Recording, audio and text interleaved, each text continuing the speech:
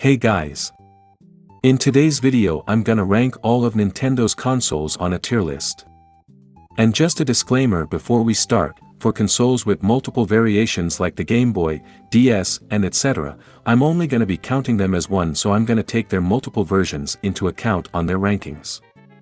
Alright, let's get started with Nintendo's first ever console, the Color TV game, released in 1977. It had multiple versions with variations of Pong and racing games. It sold fairly well at the time with 3 million copies and, although today that may sound too little, at the time the home video game market was still starting to take off. So because off all of these I'm gonna place it at C. Next up is the Game & Watch, released in 1980 and was inspired in a calculator. It could both play games and tell the time, hence the name. But the fact that you could only play one game per console, since the frames were already drawn in the screen, did pull its sales by a lot, reaching a whopping 40 million units sold. But even so, I don't think it would have both the power and the dynamic needed to be appreciated as much as it was today. So I'm also gonna place it at C. Alright, now Nintendo started hitting us with the big guns, since the NES isn't just one of the best consoles of all time, but it also saved the whole video game market from collapse after the infamous 1983 crash. It came with hit titles like Zelda and Mario, and if someone tried it out today, they would have lots of fun in my opinion. In total, its sales reached almost 62 million units, so I have to give it an S. And now, what some call the first true handheld video game. Released in 1989, the Game Boy is still considered one of the best consoles, since it was now possible to play 8-bit games on the go and anywhere. Oh, and also because of these two little guys. Tetris and Pokémon are some of the most played games ever, and they were the main reasons the Game Boy got so popular. So overall Game Boys sold about 64 million units. It is definitely a classic, and for that I will give it an S. And right after, they did once again not disappoint with the release of the Super NES, which might sound like it lead to some confusion, but it didn't, since at the time, Super was just Nintendo's way of saying next gen, and it truly was. Improving its overall power, the controller which is very good, and continuing the already loved franchises with stunning 16-bit graphics, Nintendo managed to sell 49 million of these bad boys. Their only competitors were Sega with their Genesis and Saturns, but in a few years they died of. So I'm once again gonna rate it S. Now I know some other ones came before it, but I'm gonna do the Game Boy Color first to save time. So it was released in 1998 and it's an overall upgrade from the original Game Boy. It's smaller, so it's more portable and easier to grip, although some other Game Boy models like the Game Boy Light were also smaller, and it has color, which is the main gimmicks that separates it from the original. Apart from that, though it also has the same library of games, it still sold 54 million units. But, perhaps it's because of nostalgia, but I can't rate it higher than the OG, so it will be our first A. And now, what is unanimously Nintendo's biggest flop, the Virtual Boy? Arriving at the market in 1995, and it was Nintendo's attempt of creating a virtual reality video game before the technology was good enough, and that's exactly why it failed. Even though the graphics weren't terrible and the controller was kinda decent, the facts that you had to lean your face into it to PLSY, which hurt people's necks, and the games were all in black and red giving people headaches, makes it bad enough to land at D tier.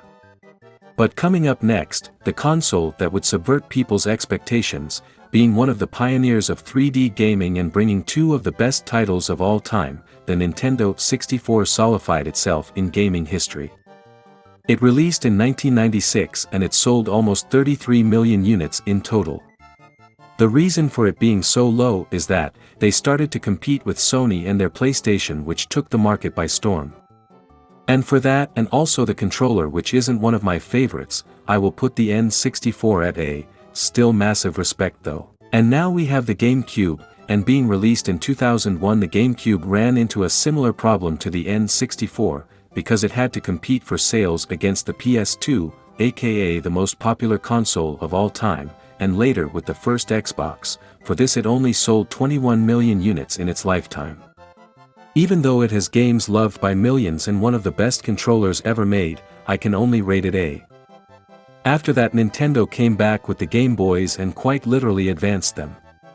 The Game Boy Advance came out also in 2001, and the intention here was to bring back the Game Boy spirit and hoping people would buy it, and it worked. It sold over 81 million units in its lifetime. It had two other versions, the GBA SP, the most loved version, and the Micro that did kind of fail because of the time period it launched in. My main issue with it is that I don't think it reached its full potential game-wise. Sure, it had some bangers, but it still could have been better. It's not that I hate it, but I never loved it, so it'll be our first B. Sorry GBA fans. Now that the Game Boy franchise was officially over, Nintendo wanted to make a handheld like never seen before. The Nintendo DS was released in 2004 and was a massive success because of a key factor. Nintendo had realized that touchscreen was gonna become a big part of gaming overall in the future, so they separated their games in one screen where the game is playing and another where you can interact. It sold about 154 million units, being their first to surpass 100 million sales, and in my opinion is the greatest handheld ever, so I'm gonna rate it S. Then and after analyzing GameCube's situation, Nintendo understood something. They didn't need to compete with Microsoft and Sony if they made consoles that appealed to a whole new audience. So with the release of the Wii in 2006, they didn't need to worry about the first Xbox or the PS3 that came out in the same year, because the way both the games and the console were made appealed to casual gamers because everyone could understand how the Wii worked. With that being said, the Wii sold over 103 million units and also surpassing the 100 million mark, being their first home console to do that. So I'm rating it an S. Then Nintendo decided to bring back the dual screen experience, but with one major difference. The 3DS, released in 2010, could create a 3D effect like on the movie theater, only without the funny glasses. This, alongside its great design and extensive library of games, made so it sold almost 76 million units. There was only one problem: playing it for a long time would cause headaches because of the 3D. Apart from that, I do like this console a lot, so I'm giving it an A. And after, in their next console, they solved the problem with the 3D by removing it completely. The 2DS design is still to this day considered horrendous, and it basically didn't have its own games, only the 3DSs that were compatible. It sold about 14 million units. It's not great, but it's not terrible, so I'll give it an B. The next console is considered a flop, not because it's bad, but because of poor marketing. The Wii U was released in 2012, and this time, Nintendo wanted to appeal to everyone. They made a more powerful console and added a Pro controller for the serious gamers, but to appeal to the casuals also retained the Wii's name and compatibility with the original Wii remote. And in an attempt to appeal to both groups, they appealed to neither. This was because the serious gamers despised the Wii, thinking it was only for non-serious gamers, and the casuals that already had a Wii thought it was just an accessory and didn't buy it. This resulted in the Wii U only selling 13.5 million units, which is a shame for such a good console. So I have no choice but to give it a B. And now the one you've all been waiting for, Nintendo's most recent work, the Nintendo Switch. The Nintendo Switch came out in 2017, and it was an immediate success because of its hybrid nature, which means you could switch from handheld to the TV. They took this idea from the Wii U, but it only played on the gamepad through Wi-Fi connection to the console. On the Switch's case, the screen is the console, so you can play it anywhere. The controllers are the Joy-Cons that you can attach to the console to play handheld or detach them, turn them into two controllers and play with your friends. It also came with a grip to turn the Joy-Cons into a single controller. I made a video about that, link in the description. The Switch also released alongside the best game possible, which was The Legend of Zelda: Breath of the Wild. In the 7 years that it has been out, it already outsold every other Nintendo console, with more than 157 units sold worldwide, and because of all of this it was impossible not to give it an S. Alright guys, this is all for today. Subscribe to the channel, like that smash button, and comment if you feel so inclined.